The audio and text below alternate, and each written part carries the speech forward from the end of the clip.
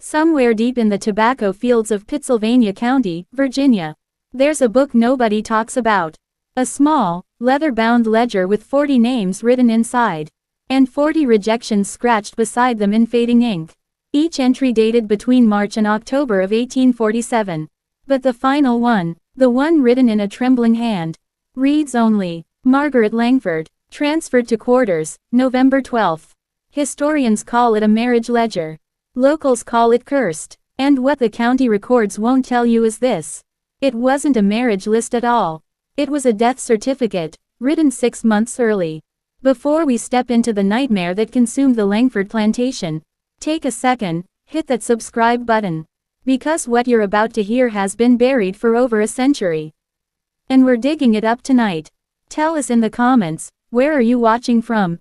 Virginia, Georgia, maybe somewhere darker. Alright, let's go back to 1847. Movie Camera Part 1, The Colonel's Daughter.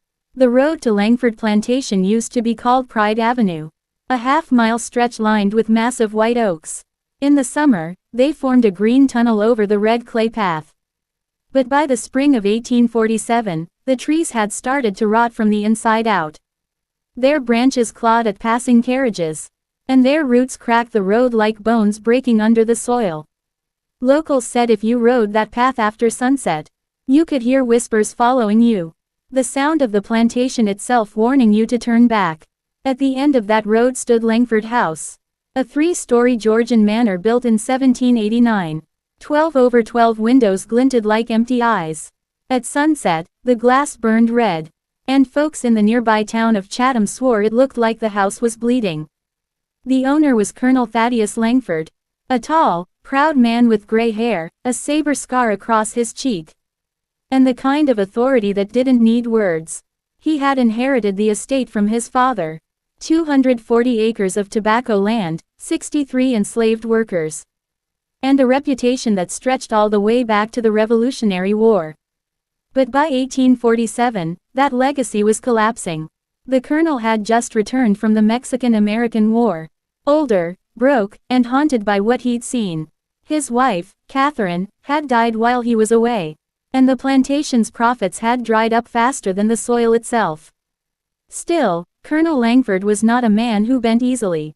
He had one mission: restore the family's fortune, or die trying.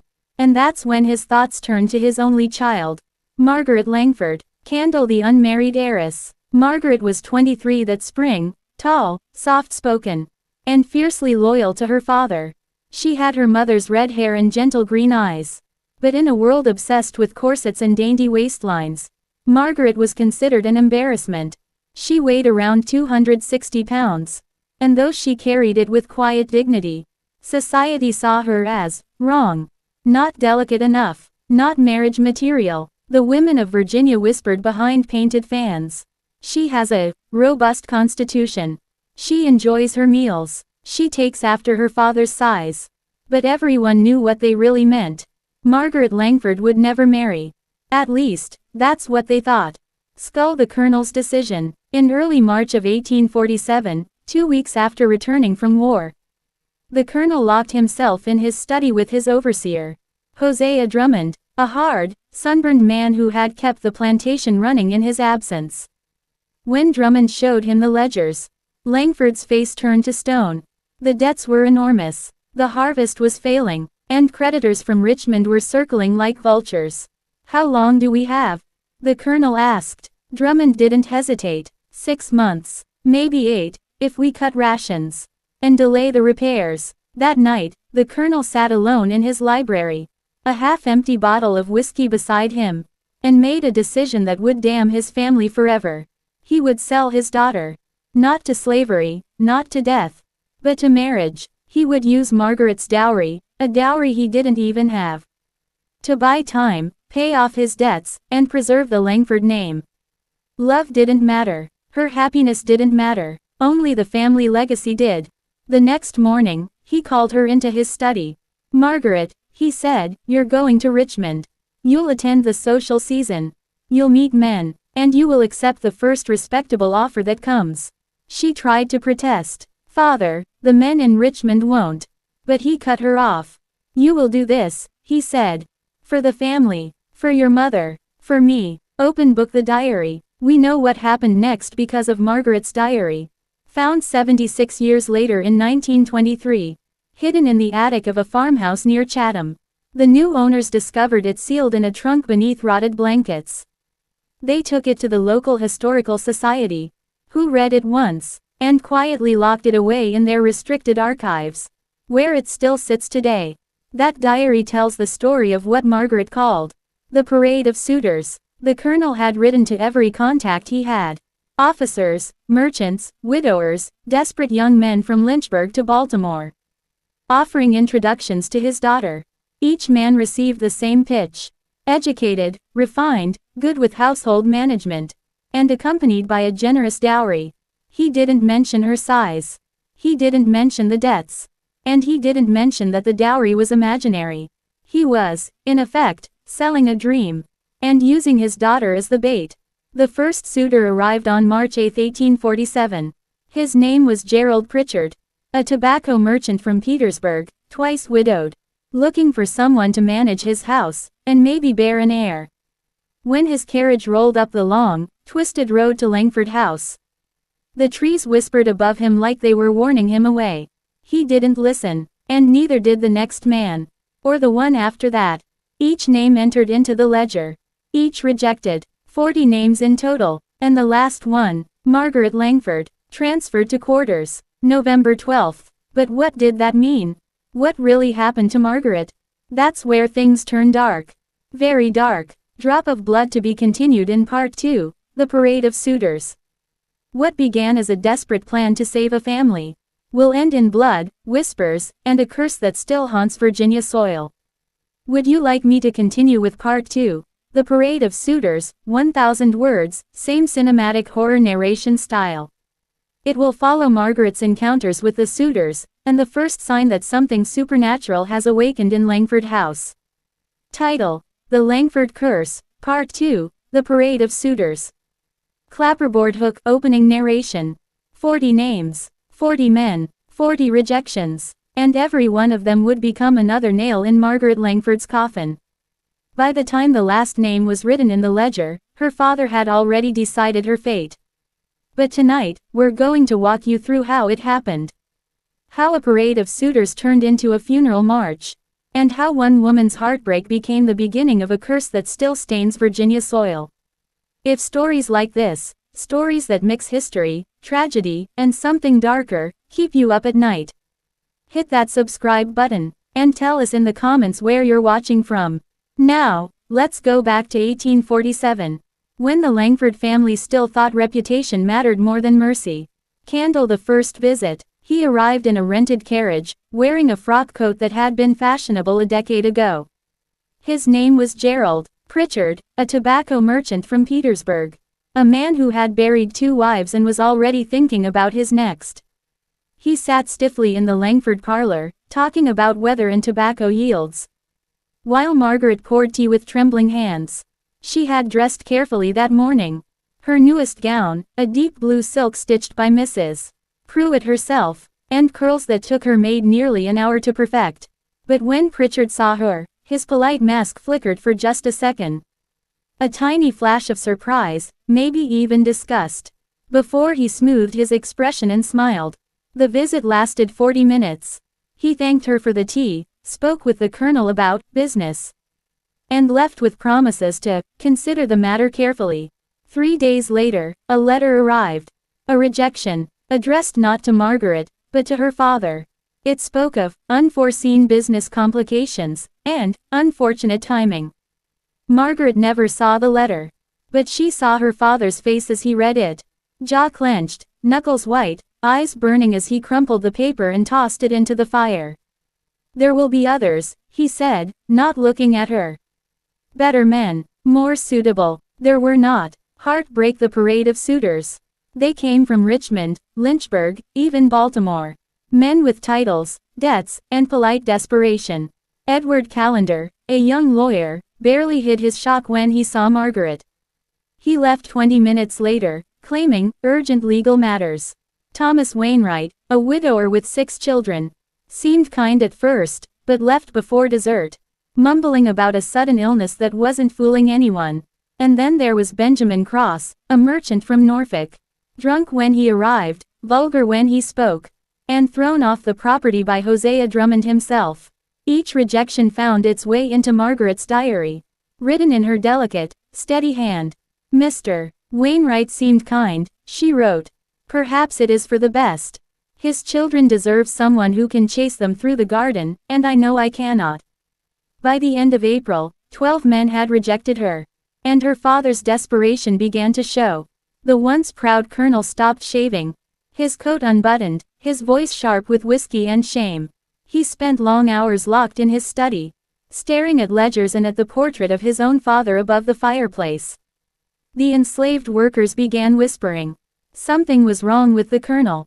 Something was breaking inside him. And when a man like Thaddeus Langford broke, everyone around him paid the price. Snake the saboteur. Margaret thought the rejections were about her looks. Her father thought it was bad luck. But neither of them knew the truth. Someone was sabotaging her. That man was Jackson Ruthven, a wealthy tobacco baron from Richmond, and the colonel's oldest rival. For years, Ruthven had tried to crush the Langford plantation, buying up their debts piece by piece. But now he wanted more than victory. He wanted humiliation, and Margaret was the perfect weapon. Ruthven spread whispers, not lies, but cruel half-truths, to every potential suitor in Virginia. He told them that Margaret was huge, uncouth, and possibly mad. He made sure that men who were interested received better offers. Just days before visiting the plantation, he even sent an actor, a paid impostor, to pretend to court her, recoil in disgust, and then spread mocking stories through Richmond society. By August, Margaret Langford was a joke, a name whispered at dinner tables, a symbol of pity and ridicule. And her father, blind to the manipulation, kept pushing forward. More letters, more introductions, more humiliation. Mantelpiece clock the final suitor. The 40th man arrived on October 17, 1847. Stuart Pembroke, a charming fraud from Baltimore. He wasn't looking for love, he was looking for money. His plan was simple: pretend to be a wealthy gentleman, convince the colonel to advance him funds for wedding expenses, and vanish. But when Pembroke saw Margaret, even his professional mask cracked. "My God," he muttered under his breath, just loud enough for her to hear. "They didn't tell me it was this bad." Margaret fled the room in tears, locking herself in her bedroom. Pembroke, realizing the game was up, left within the hour, taking a stolen silver tea set with him. The colonel stood in the parlor, shaking with rage. All the years of war, debt, loss, and humiliation finally snapped something inside him. That night, he sat alone with a bottle of whiskey and a ledger full of rejection. And in that darkness, a terrible idea was born. Fire the plan. There was one thing he'd forgotten. A clause in his late wife Catherine's will. Her family, the Prescotts, had left a trust fund, worth $30,000. It could save the plantation. But there was a catch. The money could only be released once Catherine's surviving child was established in appropriate circumstances. The lawyers never defined what that meant. So Thaddeus decided to define it himself. If Margaret could be recorded as living elsewhere, even if she wasn't truly gone, the trust could be released. She didn't need to be married. She just needed to disappear. Not vanish entirely, just transferred. And the easiest place to transfer her was only a quarter-mile away. The slave quarters. He'd record it officially. Margaret Langford, reassigned to household management in the quarters. On paper, it would look like she had her own residence and responsibilities. To the lawyers in Richmond, it would seem perfect. And once the money was in his hands, well, accidents happened all the time on plantations. In his broken mind, it made perfect sense. In reality, it was damnation. Coffin the reassignment. On October 23, 1847, the colonel summoned his overseer, Hosea Drummond, and the house staff. He told them simply, "Margaret will be moving to the quarters immediately." No explanation, no emotion, just cold authority. Margaret, weak from days of crying, was told by her maid, Celia, that her father wanted to see her. She hoped, foolishly, that he meant to apologize. She came downstairs, pale but composed. Her hair tied neatly, her voice trembling. But in the front hall stood her father, Drummond, and two field hands. "You are being reassigned," the colonel said flatly. "You will be living in the quarters from now on." Margaret blinked, confused. "The quarters? Father, I don't understand." "You heard me," he snapped. "You've failed in every duty I gave you. 40 men turned you away. You are a burden. If you can't serve as a daughter, you'll serve as labor." Her heart broke right there, in the echo of her own home. She looked at the servants, but no one met her eyes. So she walked, down the grand staircase, through the silent hall, and out into the night, past the oak-lined road where 40 suitors had come and gone, toward the dim lanterns glowing in the slave quarters. Behind her, Celia carried a small bundle of clothes, tears streaking her face, forbidden to speak. And that's where Margaret Langford's story truly begins. Because from that night on, Langford Plantation would never sleep quietly again. Drop of Blood to be continued in Part 3, The Quarters. In the shadows of the tobacco fields, something began to stir. Something that would not forgive. Would you like me to continue with Part 3, The Quarters, 1000 words, the part where the horror begins inside the enslaved quarters and strange, supernatural events start surrounding Margaret? The Langford Curse, Part 3, The Quarters. They said you could hear her footsteps that night. Silk dragging through red clay, soft and slow, like something being buried alive. Margaret Langford, daughter of the colonel, had just been exiled from her own home. Her father called it a reassignment. But the people who watched her walk down that path knew what it really was. A punishment, a humiliation, and maybe, the beginning of something unholy. Because when the daughter of the master was sent to live among the enslaved, something in the ground shifted, and the curse that would haunt Langford Plantation took its first breath. If you're new here, hit that subscribe button. Because the deeper this story goes, the darker it gets. Now, let's go back to that October evening in 1847. The night Margaret Langford walked into the quarters. Crescent moon the walk down the path. The other servants watched from the windows as Margaret disappeared. Her blue silk dress dragging through the red Virginia clay. Her footsteps were uneven, like she didn't quite trust the ground beneath her. Behind her, the main house glowed with lamplight. A mansion she would never enter again. Upstairs, in his study, Colonel Thaddeus Langford poured another whiskey, and began writing the letter to his late wife's lawyers. He told them that his daughter had been successfully established in an independent position, and requested immediate release of the Prescott Trust funds. As his pen scratched across the paper, his daughter crossed a line she could never uncross. Candle the quarters. The quarters at Langford Plantation were typical for Virginia in 1847. 12 small log cabins, 2 rows facing each other. A single communal well in the center. At the far end stood the gathering house, a larger building for cooking, meetings, and worship. Each cabin was tiny, 16 feet by 14. Rough-hewn logs stuffed with clay. A single door, 1 small window. A fireplace that did double duty for heat and food. Inside, there were straw mattresses on wooden frames. A few stools, maybe a table if someone had managed to build one. The air always smelled of smoke, sweat, and survival. When Margaret appeared at the edge of the quarters, escorted by 2 field hands, the entire place fell silent. Tools dropped. Conversations stopped mid-sentence. Even the cicadas seemed to hush. Everyone knew who she was. The colonel's only child, the lady of the big house who used to walk the gardens in silk. And now she was walking toward them, into their world, as if she belonged there. Balance scale the command. Hosea Drummond, the overseer, followed close behind. He pointed to one of the smaller cabins near the end of the row. That one, he barked. Put her in there. The cabin he pointed to belonged to Sadie, an elderly woman who'd been on the plantation longer than anyone could remember. And 2 younger women, Ruth and Patience, both laundry workers. Drummond turned and raised his voice so all could hear. Colonel's orders. Miss Margaret will be living here now. You treat her respectful, you don't bother her, and you don't ask questions. Anyone who causes trouble, answers to me. There was a quiet chorus of, "Yes, sir." But no one looked up. Then Drummond turned on his heel, took the 2 field hands, and marched back toward the main house, leaving Margaret standing there, alone in the center of 63 pairs of eyes. New Moon, the old woman. No one moved. Then, slowly, from the shadow of the cabin, an old woman stepped forward. Sadie. Her back was bent, her hands twisted from decades of work.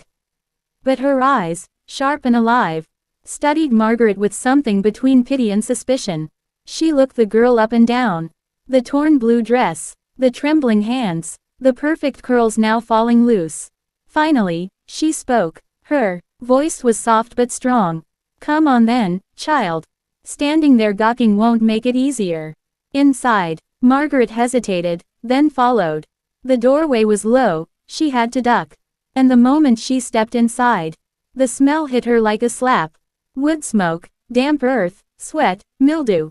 The scent of confinement fettered the room. The cabin was dim, lit only by a few coals glowing in the hearth. Ruth and Patience stood near the fireplace, watching her carefully. Their expressions were calm, maybe too calm. Sadie pointed to a small space in the corner, barely big enough to lie down. "That's yours," she said. "We'll get you some straw for bedding. Ruth, go fetch some." Ruth left silently, her bare feet whispering against the dirt floor. Patience stepped closer, looking at Margaret's dress. "You'll need different clothes," she said quietly. "That won't last a day here." Margaret looked down. The blue silk was already smeared with clay and ash. She whispered, I don't have anything else. They took everything. My father, her voice broke. Patience sighed, not unkindly. "We'll find you something," she said. "But you need to understand, Miss Margaret. If that's even what we call you now. This ain't a visit. This is life. And here, everyone follows the same rules." Crescent moon the first night. That night, Margaret did not sleep. She lay on the straw mattress Ruth had brought, wrapped in a thin blanket that smelled of smoke. She could hear the night sounds outside. Crickets, the low murmur of voices, the occasional baby's cry, and beneath it all, something else. A faint scratching, like nails on wood. Too slow to be rats. Too deliberate. Every now and then, she thought she heard whispering. Soft, breathy words she couldn't quite make out. When she sat up, the sound stopped. When she lay back down, it started again. Across the room, Sadie slept upright in her chair, her face turned toward the firelight. Margaret wanted to speak, to ask if she heard it too. But something, maybe pride, maybe fear, kept her silent. At some point after midnight, she thought she saw movement near the fireplace. A shadow that didn't belong to anyone in the room. It shifted, then melted into the corner where the light didn't reach. Margaret closed her eyes and told herself it was the smoke. Just smoke. But the scratching started again. Closer now, from the wall beside her bed. And as she lay there, rigid and sleepless, she thought she heard a woman's voice. A whisper, clear as glass. Now she knows. Margaret's eyes flew open. There was nothing there, just the dim orange glow of the dying fire, and the faint sound of something moving in the clay beneath her. By dawn, her dress was ruined, her eyes red, and her mind trembling at the edge of disbelief. She had thought being sent to the quarters was her punishment. But by morning, she would start to understand. The real punishment hadn't even begun. Drop of Blood to be continued in Part 4, Voices in the Clay. What Margaret discovers beneath the floorboards will change everything, and awaken something that should have stayed buried. Would you like me to continue with Part 4, Voices in the Clay, 1000 words next, where the horror fully takes shape and Margaret begins to uncover the supernatural origins of the curse? The Langford Curse, Part 4, Voices in the Clay. If you've ever stayed somewhere so quiet that every creak feels like a whisper, you'll know what Margaret Langford felt that night. But at Langford Plantation, the whispers weren't in her head. They were in the walls. And before this night was over, Margaret would learn what the ground beneath that cabin was hiding, and why no one on that plantation ever dared to dig too deep. If you're watching this late at night, grab a light, hit subscribe, and remember, some stories don't stay buried. Now, let's return to Pittsylvania County, 1847. Crescent moon morning after. The sun rose gray and heavy over the quarters. A damp fog rolling off the fields like smoke from an unseen fire. Margaret hadn't slept a minute. Her silk dress was wrinkled, her hair tangled, and her eyes looked haunted. Sadie was already up, stirring something in an iron pot over the fire. The smell of cornmeal and salt filled the air. "You best eat," Sadie said without looking at her. "You'll need strength if you're gonna last the day." Margaret's voice was soft, cracked from silence. "Sadie, did you hear it last night?" The old woman froze, spoon mid-air. "Hear what?" "The scratching, the whispering, from the walls." Sadie slowly set the spoon down. Her eyes lifted, dark, tired, unblinking. "I hear plenty in that cabin," she said. "But I don't listen. You'd be smart to do the same." Before Margaret could respond, Ruth and Patience came in, their faces pale. "There's something wrong by the well," Ruth whispered. "Come see." Cough in the well. The quarters, well was old. Stones slick with moss, the wooden cover warped with age. This morning, it was uncovered. And the rope bucket, usually resting beside it, was gone. Margaret approached slowly, peering over the edge. A dark circle stared back. Too black to see the bottom. Patience pointed to the mud near the rim. There were deep prints there, barefoot, small. "Someone was here," she said. "Before sunrise." Sadie crossed herself. "No someone," she muttered. "Something." Margaret frowned. "What do you mean?" Sadie looked her dead in the eye. "Girl, you think them whispers you heard was the wind? This land been crying for a long time. And the well's where it speaks the loudest." Patience shivered. "Old tales say a woman drowned there. Back before the Colonel's father was even born. They say she was a healer, or a witch. Depending who you ask." Sadie turned to Margaret. "You hear her voice, you don't answer it. You hear scratching, you don't follow it. You pray, you keep your eyes open. And you don't dig." Candle the scratching returns. That night, the noise came back. Louder, closer. Margaret had tried to convince herself it was rats. But rats didn't whisper her name. She lay on her side, staring at the wall. The sound was coming from beneath the floorboards this time. Slow, deliberate scraping. Sadie was asleep. Ruth and Patience had gone to the gathering house for evening chores. Margaret sat up. Her heart was hammering. "Who's there?" she whispered. The scratching stopped. Then, 3 knocks. From under the bed. Margaret froze. She forced herself to look. The straw mattress was lifted just enough to see the dirt floor beneath. And there, in the thin strip of light from the dying fire, she saw movement. Not big, but human. A hand, pale, thin, scratching upward from inside the ground. Margaret screamed. Sadie jolted awake, grabbing her arm. "What did you do?" she shouted. Margaret pointed to the floor, trembling. There's someone down there." Sadie's face drained of color. "Lord help us." Without another word, she shoved the iron poker into the fire. Waited until it glowed red. Then pressed it against the dirt where the hand had been. A hiss filled the cabin, like steam escaping from deep underground, followed by a smell of rotten iron. Margaret gagged. Sadie held the poker steady. "You don't dig," she said again, voice shaking. "You never dig." New moon the trunk. By morning, Margaret's fear had turned to determination. She wasn't going to hide from whispers or shadows.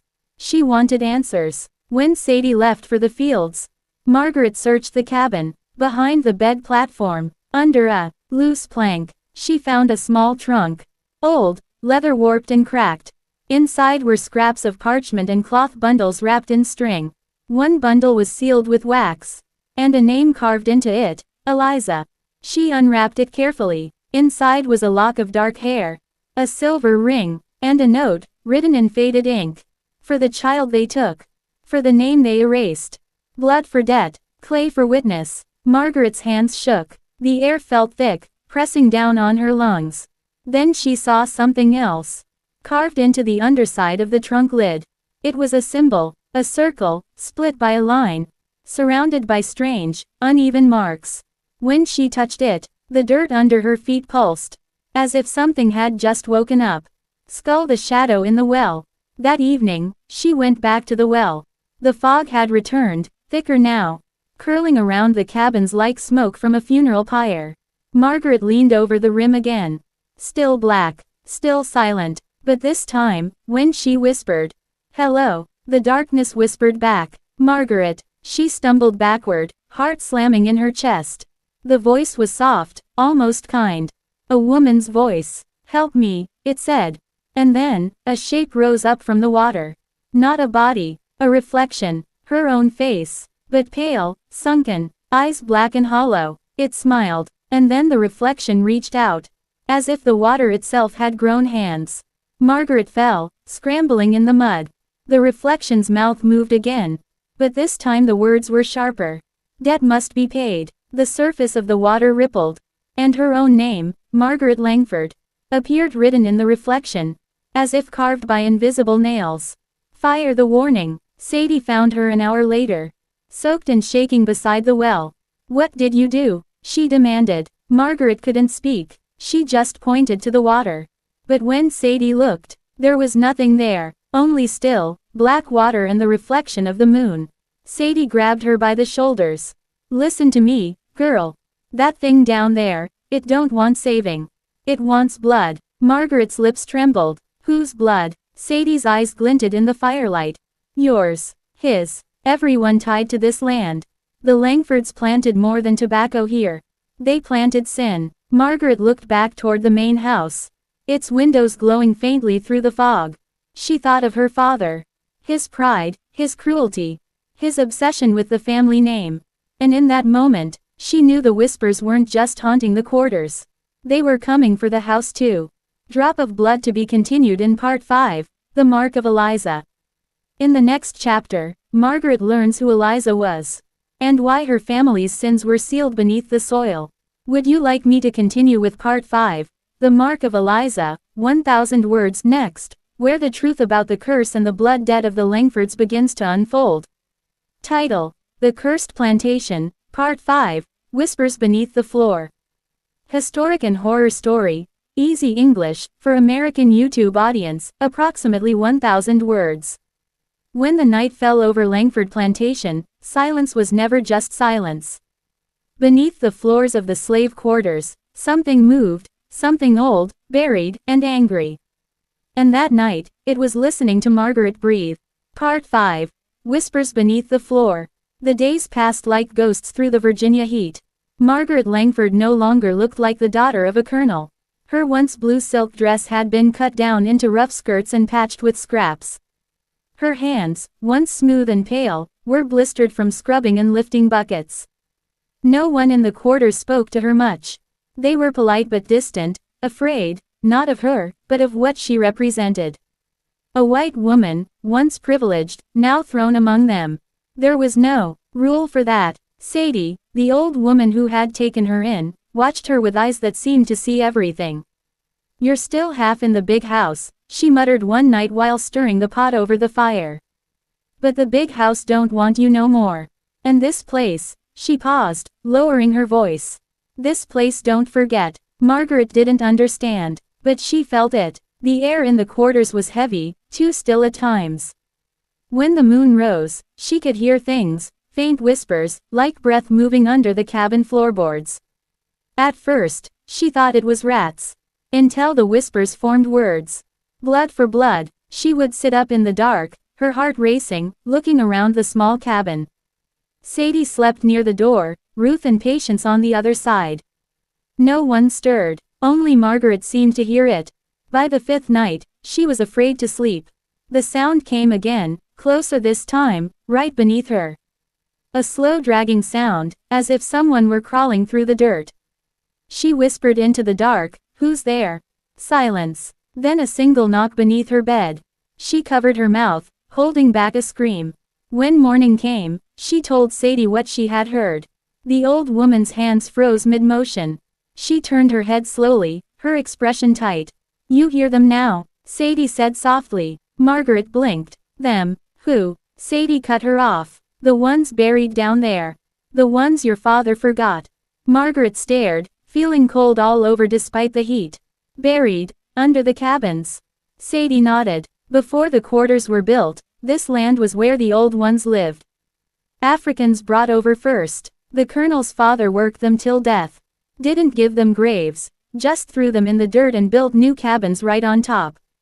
Margaret felt sick. That's monstrous. Sadie looked at her sharply. Ain't it what your people been doin'? There was no answer for that. Only the sound of the fire popping in the hearth. That night, the whispers grew louder. This time, Ruth and Patience heard them too. They sat up, clutching each other as the boards beneath their feet shivered.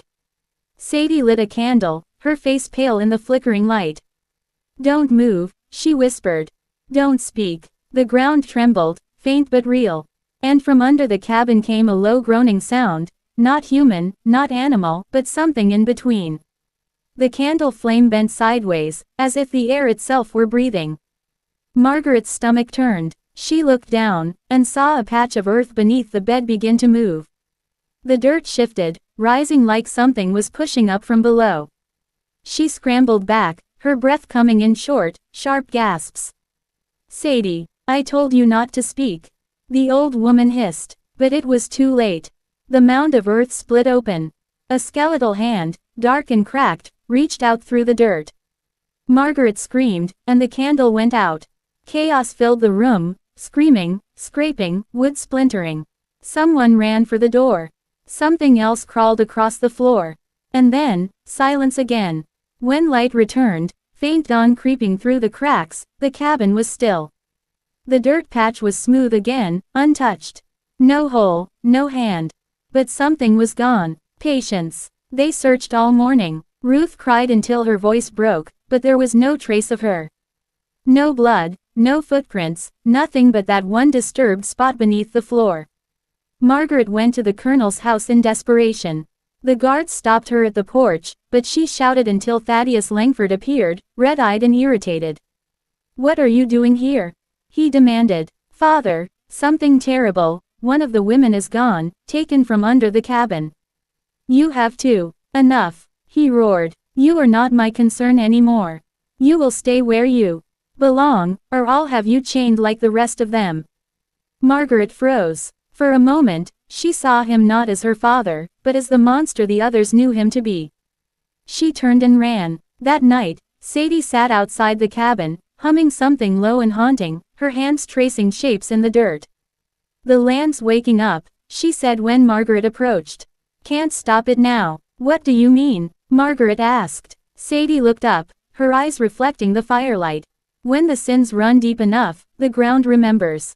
And the dead start calling names." "Whose names?" Sadie's gaze fixed on her, unblinking. "Yours. And his." Margaret's throat went dry. She didn't sleep that night. Every sound made her flinch.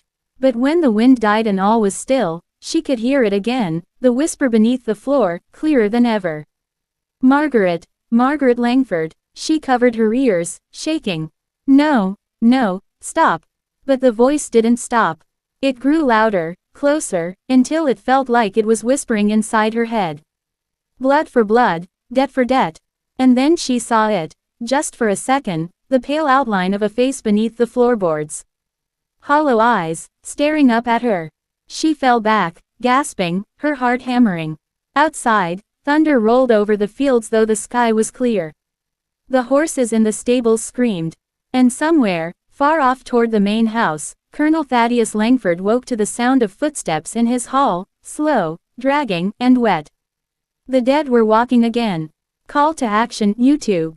If you're loving the Cursed Plantation, make sure to subscribe, share, and comment your theories below. Who or what do you think is haunting Langford Plantation? Title: The Cursed Plantation, Part 6, The Dead Remember. Historic and horror story, easy English, for American YouTube audience, approximately 1,000 words. When the past refuses to stay buried, the living must pay the price.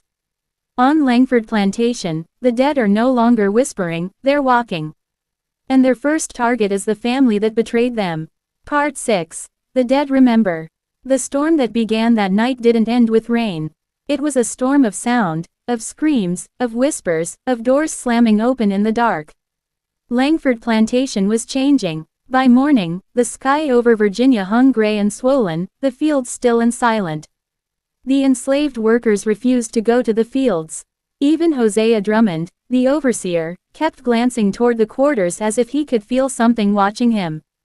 And Margaret Langford, pale, trembling, her dress stained with dirt, sat outside Sadie's cabin, staring at the ground. Patience was still gone. Not a single person had seen her. No footprints. No blood. Just the soft hum of the earth under the cabin, as if the land itself was breathing.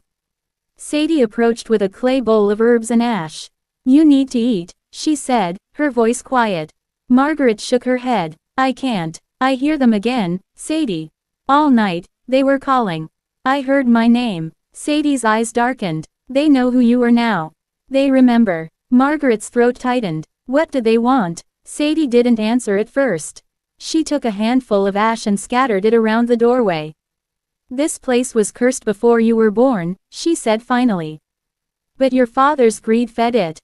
Every man and woman who died here, worked to death, whipped to death, starved, their souls were never laid to rest. The ground kept them." Margaret felt her skin crawl. "Kept them." Sadie nodded. "Like roots in the soil. Waiting." From the direction of the main house came shouting, men's voices, urgent and angry. Hosea Drummond ran down the path toward the quarters, his face pale, his hat gone. "Colonel's lost his mind," he yelled. "He says someone came into his room last night, said it was his wife, but she's been dead 12 years. A low murmur spread through the crowd of workers. Some crossed themselves, others whispered prayers. Margaret stood up. "What did he see?" Drummond spat into the dirt. "He said she stood at the end of his bed. Skin like paper, eyes black as tar. She told him his time had come. Then she was gone." Sadie's head turned sharply. "The dead woman came first," she said softly. "That's the warning." "Warning for what?" Margaret whispered. Sadie looked at her. "For what's next." That night, no one slept. Even the air felt heavier, thicker. Every creak of wood made the quarters jump. Margaret sat near the fire, watching shadows crawl up the walls. Ruth sat beside her, clutching a rosary she'd carved from corn husks. "What if they take me next?" Ruth whispered. "Like Patience." "They won't," Margaret said, though her voice trembled. "We'll stay together." Sadie looked at her sharply. "You don't make promises you can't keep, child." Then came the knock. 3 slow raps on the cabin door. Everyone froze. Sadie stood, her body stiff, and opened the door just a crack. The wind outside was silent, no crickets, no frogs, just a strange hum in the air. But there was something standing just beyond the doorway. At first Margaret thought it was a man. But then she saw the face, pale, empty, like wet paper stretched over bone. The eyes were gone, replaced by pits of blackness. Its mouth opened, and a sound like a broken flute came out. Sadie slammed the door shut. "They're walking now," she hissed. The boards under their feet shuddered. Dust fell from the ceiling. Then, faintly, the same voice whispered from every direction. "Debt. For debt." Ruth screamed and fell back.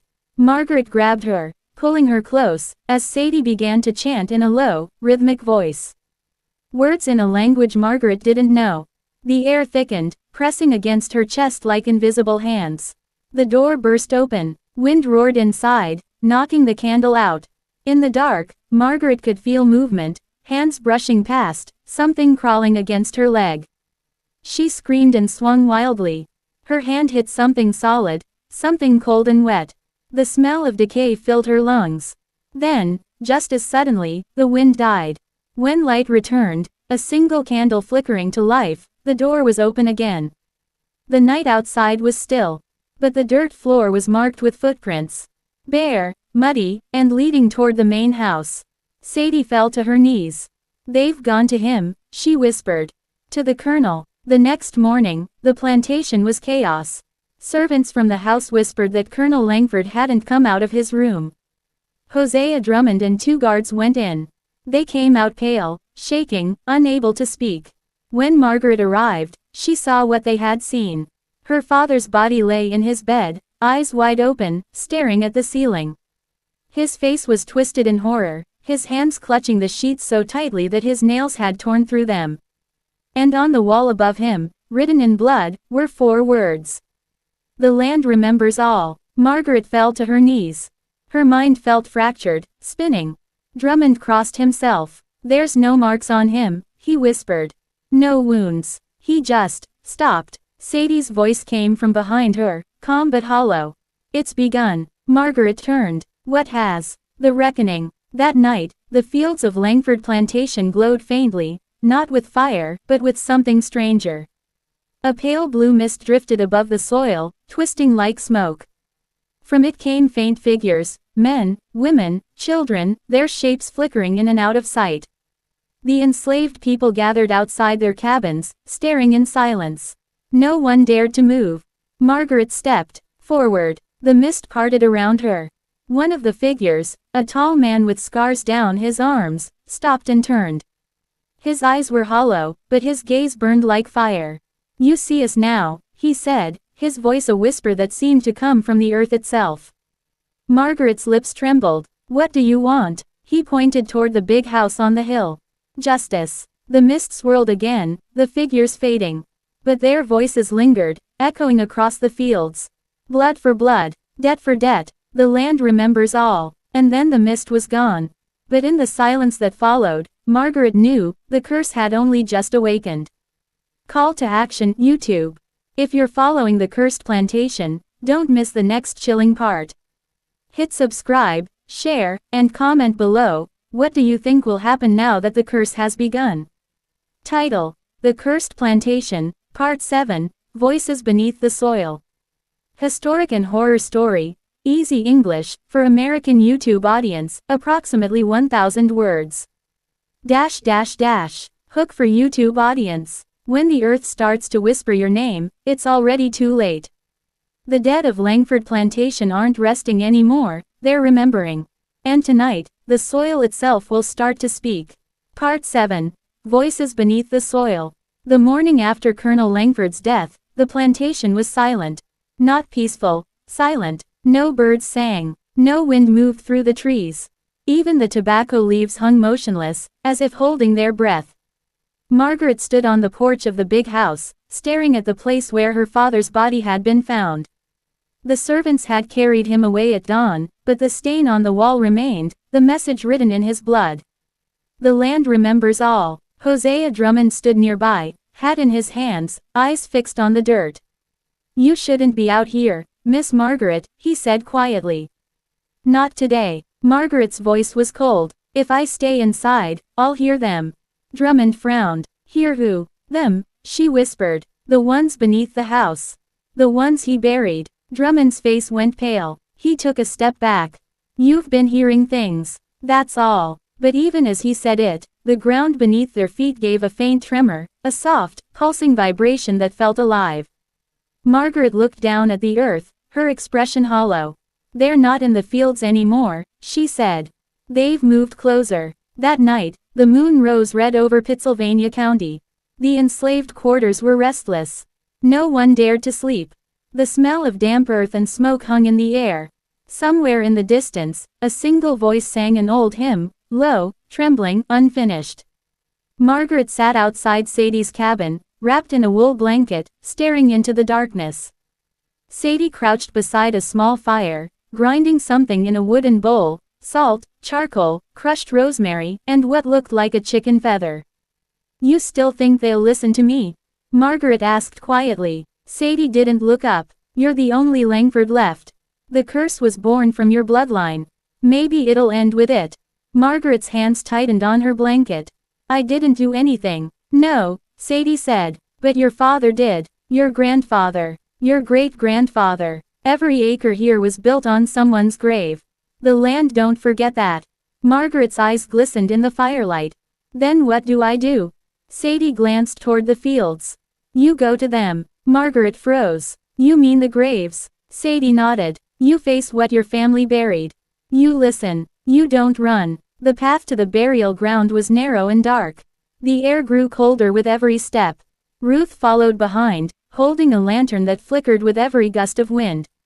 We shouldn't be here, she whispered. You know what happens to people who walk this road after dark. Margaret didn't answer. The firelight caught her face, pale, determined, almost haunted. When they reached the clearing, the ground was uneven and sunken in places where the graves had collapsed. There were no markers, no names, just rows of small mounds stretching into the shadows. Margaret knelt beside one, her fingers brushing the dirt. "How many?" she asked. Sadie's voice came from behind her, soft and heavy. 63 that we know of. Maybe more. Some never had graves." The wind shifted. The lantern flame flickered, once, twice, then went out. The darkness swallowed them. Ruth gasped. "I can't see." Then, from beneath the soil, came a sound. At first it was faint, a whisper, like dry leaves rubbing together. Then it grew louder, clearer. Dozens of voices, overlapping, rising from the ground itself. "Blood for blood, debt for debt, Langford must pay," Ruth screamed. Sadie grabbed her arm. "Don't run," she hissed. "They're testing her." Margaret's voice trembled. "Testing me? Show them you're not your father," Sadie said. "Tell them you're listening." Margaret's heart pounded in her chest. She knelt lower, pressing her hand flat against the dirt. "I hear you," she cried. "I know what he did. I know what they all did." The whispers surged, louder, furious. The ground rippled under her hand. For a moment, Margaret felt something move beneath her palm, something like a hand pressing back. She gasped and pulled away. The soil bulged, cracking open. Fingers, gray and mud-covered, clawed through the dirt. Ruth fell to her knees, sobbing. "Lord save us." Sadie threw the bowl of ashes into the air, chanting the same words she'd used the night before. The smoke swirled, glowing faintly blue. The hands sank back into the earth. The whispers softened, then vanished. For a long moment, no one moved. Then Sadie spoke, her voice shaking. "They've shown mercy, for now." Margaret was trembling. "What do they want from me?" Sadie met her eyes. "They want the truth to be told. Every sin your family buried, every name they erased." Margaret swallowed hard. "Then I'll tell it." Sadie's expression darkened. "Be careful, child. Truth has its own kind of price." By dawn, word had spread across the plantation. Margaret Langford had gone to the burial ground and spoken to the dead. Some believed she was cursed. Others whispered she was chosen. But everyone knew, something had shifted. The soil near the graves no longer looked dead. Green shoots had begun to grow, not tobacco, not weeds, but something new and wild. Margaret watched them from the hilltop, her face pale in the morning light. Hosea Drummond came to stand beside her, his expression wary. "What are you planning now?" he asked. "I'm going to the courthouse in Chatham," she said. "There are records there, deeds, names. I need to see who owned this land before us, and what happened to them." Drummond frowned. "You think the curse cares about paperwork?" "No," Margaret said softly. "But the truth starts somewhere." That evening, before she could leave, Ruth ran to her from the quarters, out of breath and crying. "It's happening again," she shouted. By the well, the waters turned red. Margaret and Sadie hurried to the center of the quarters. A crowd had gathered around the old well. Inside, the water shimmered a deep crimson. It smelled of iron. Sadie looked down and whispered, "The blood has risen." Margaret's reflection rippled in the red water, but when the surface stilled, the face staring back wasn't hers. It was her father's, pale, bloodless, eyes black as coal. Margaret screamed and stumbled backward. The water churned, splashing over the stones. Voices rose again, echoing through the night. Truth must rise. Blood must fall. Sadie grabbed Margaret's hand. "They're calling you again. The next step's coming." Margaret looked toward the main house, its windows glowing faintly in the dark like watching eyes. "I think they want me to go home," she whispered. Sadie nodded grimly. "Then God help you when you do." Call to action, YouTube. The Curse of Langford Plantation grows deeper every night. If you're following this chilling series, hit subscribe, share, and comment below. What do you think waits for Margaret in the main house? Title: The Cursed Plantation, Part 8, The House That Breathes. Historic and horror story, easy English, for American YouTube audience, approximately 1,000 words. Hook for YouTube audience. The dead called her name from the fields. Now, they want her to step back into the house where it all began. Every door whispers. Every portrait watches. And in the walls, something is still alive. Part 8. The House That Breathes. The night after the well turned red, Margaret Langford could no longer avoid it. The plantation house, her home, her prison, seemed to call her name. She stood at the edge of the yard, staring up at the mansion's tall white columns. By moonlight, the paint looked gray, peeling like dead skin.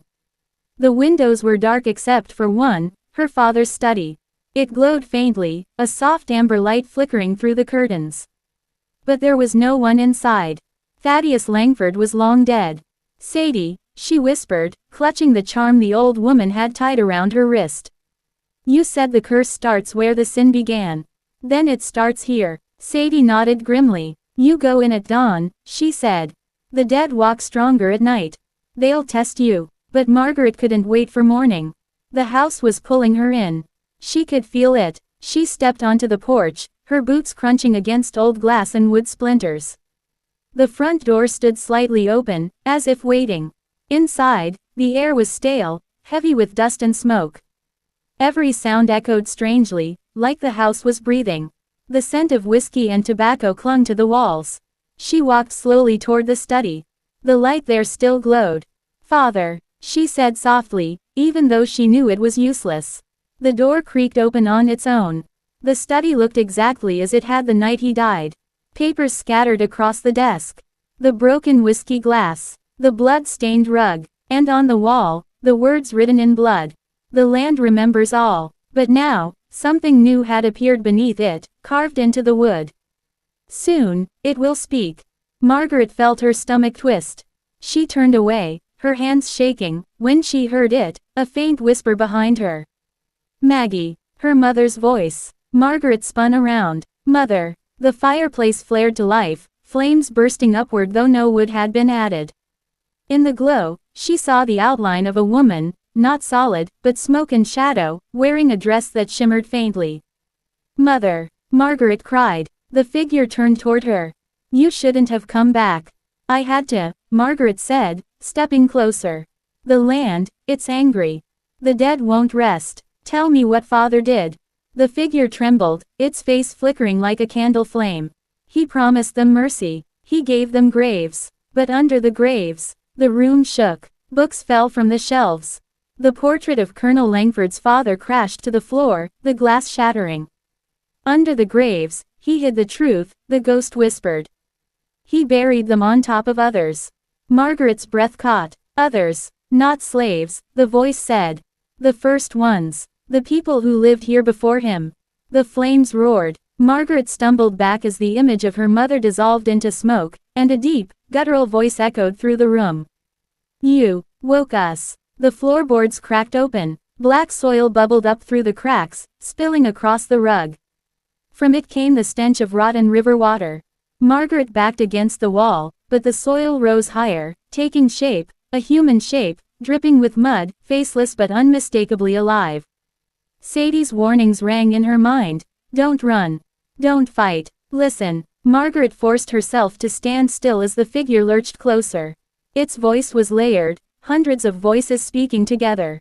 "He took the land. He took the bodies. He made them one." Margaret swallowed hard. "You mean, he buried people over people?" "He made us their foundation," the voices said. "Built his house on our bones. Every board remembers the blood that fed it." Tears burned her eyes. "Then what do you want from me?" The thing tilted its head, dripping black mud onto the carpet. "Return what was stolen." "How?" she whispered. "Dig." The word echoed through the room like thunder. Margaret clutched the doorframe, gasping for breath as the figure melted back into the soil. The ground sealed itself, leaving only a faint mark where it had appeared. The fire died instantly. Silence. Then, from the hallway, came the sound of footsteps, slow, dragging, deliberate. Margaret turned toward the door. "Sadie," she called. But when the figure appeared in the doorway, it wasn't Sadie. It was her father. Thaddeus Langford stood in the shadows, his face half burned, half whole, the same as the night he died. His eyes glowed like hot coals. "Still digging into my affairs, girl?" he asked, his voice warped and hollow. Margaret shook her head. "You're not real." "Oh, I'm real enough," he said. Real enough to watch you ruin everything I built. My blood, my land, my legacy. Your sins, she shouted. You built this house on graves. You killed them and you lied. The ghost's grin widened. And you think you're different? Margaret stepped back. I didn't. You lived off their work, their pain. You ate what they grew. You slept in their house. You carry their curse in your blood. The air grew cold. Frost crept along the windows. Margaret trembled, but she raised her chin. Then I'll end it. You can't, the ghost hissed. You or it. He lunged forward, and vanished. The house groaned. The walls rippled, as if something was crawling inside them. Margaret ran. Through the hallway, past the grand staircase, past the parlor where broken furniture lay scattered. The whole house was alive now, breathing like an animal. She stumbled out the front door, collapsing onto the porch. Outside, the wind howled through the trees. From the quarters in the distance came screams. Sadie came running toward her, Ruth close behind. What did you do? Sadie shouted. I saw him, Margaret gasped. He said the curse is me. Sadie's face went white. Then we're all in danger. Behind them, the house moaned again. Windows shattered. Smoke poured from the chimney, not gray, but black and thick like tar. The roof began to pulse, rising and falling like a chest. Ruth clutched Sadie's arm. It's breathing, she whispered. The house is breathing. Margaret stared in horror. He said the dead were its foundation, that their blood feeds it. Sadie looked at her with wide, terrified eyes. Then if that house wakes up fully, everyone on this land dies. Margaret turned toward the fields, where the graves lay waiting under the moon. Then we stop it, she said. We dig. We find what he buried beneath them all. Sadie nodded slowly. Then we'll need help from the ones who still listen to the old ways. The old ways? Margaret asked. Sadie's voice was low, trembling. From the ones he tried to silence. The ones even death couldn't quiet. And as the house let out one long, shuddering breath, a sound like a dying beast, Margaret Langford realized something dreadful. The curse wasn't just about vengeance. It was about awakening. Call to action, YouTube. The house has begun to breathe, and Margaret has learned the truth. Her family's curse runs deeper than blood. What lies buried beneath Langford Plantation? Subscribe, share, and comment your theory before Part 9 drops. Title: The Cursed Plantation, Part 9, The Digging of the Dead. Historic and horror story, easy English for American YouTube audience, 1,000 words.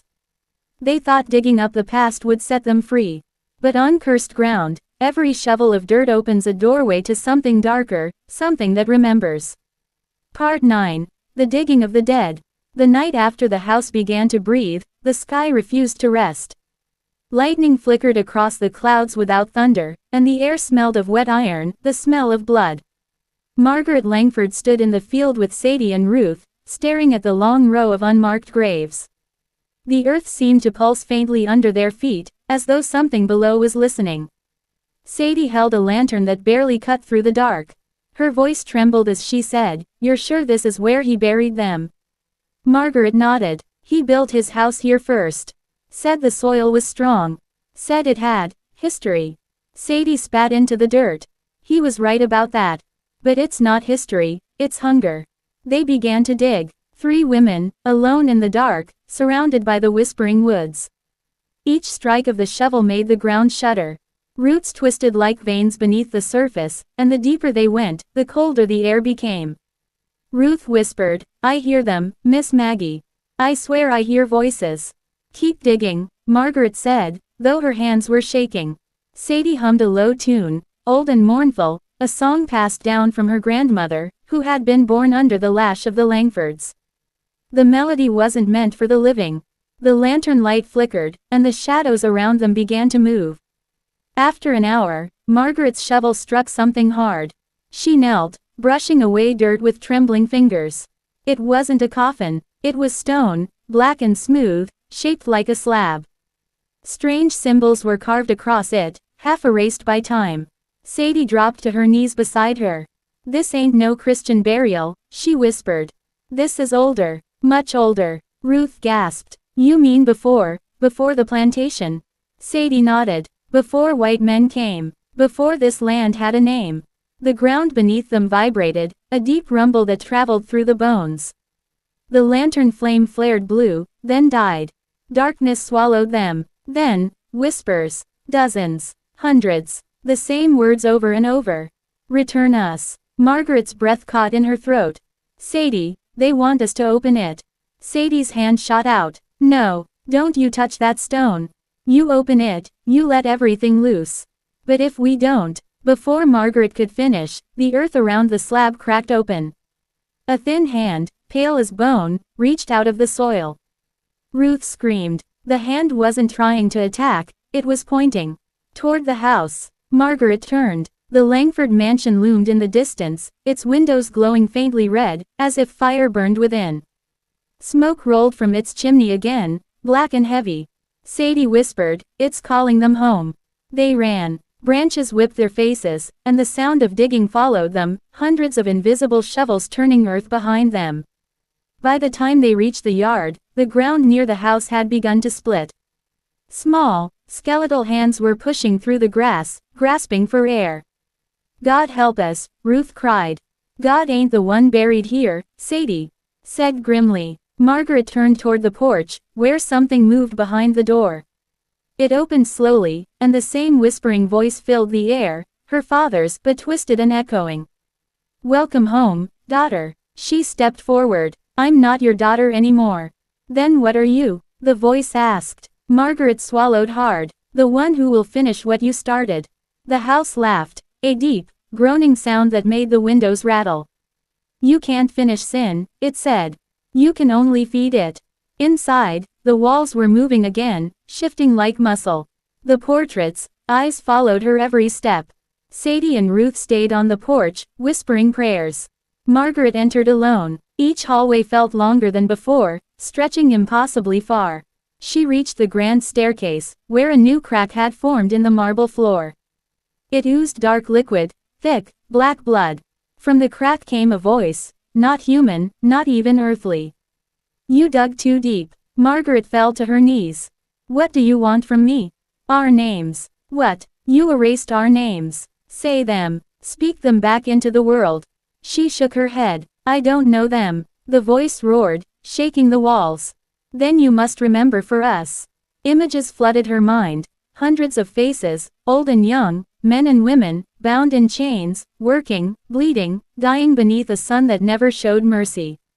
And beneath even them, another people, dark eyes, painted skin, standing on the same land before it was taken. Two worlds buried together, one cursed over the other. Tears streamed down Margaret's face. "I see you," she whispered. "I remember you." The voice quieted. The house stilled, for a moment. Then came a scream. Outside. "Ruth." Margaret ran back to the porch. Ruth was on her knees, pointing toward the field. The graves had opened completely, and figures were rising, some skeletal, others shadowy, their faces featureless but filled with pain. Sadie grabbed Margaret's arm. "They're not coming for you. They're coming for him. But he's dead." Sadie's eyes gleamed in the dark. Not for long. The mansion doors burst open behind them. From the doorway stepped Thaddeus Langford, whole again, dressed in his old military coat, eyes glowing like fire. He smiled cruelly. "Seems even hell couldn't hold me." Margaret stepped in front of Sadie and Ruth. "You can't stop this. The land wants justice." Thaddeus laughed. "The land is mine." He raised his cane, and the ground beneath the risen dead trembled, forcing some back into the soil. His power came from the curse itself.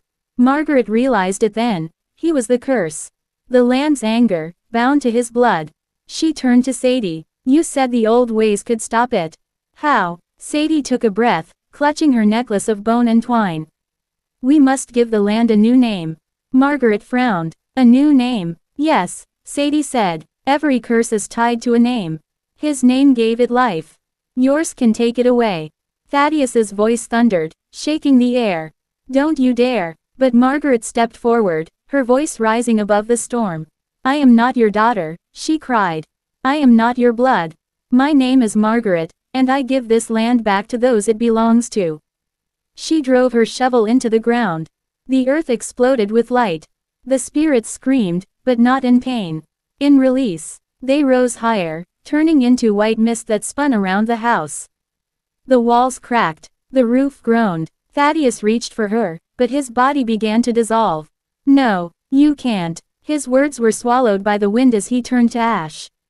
The house exhaled one last time, a long, hollow sigh, and collapsed inward, consumed by fire and soil. Margaret fell to her knees as silence finally descended. Sadie touched her shoulder, gently. It's done, she said. Margaret looked at the smoking ruins.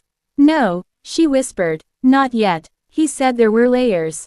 What if this was only the first? Sadie's face went pale. Then we've only just begun. And in the distance, deep in the forest beyond the fields, something moved, something vast and ancient that had been waiting far longer than any of them could imagine. Call to action, YouTube. The house is gone, but something deeper just woke beneath the land. Who are the first ones, buried under the graves?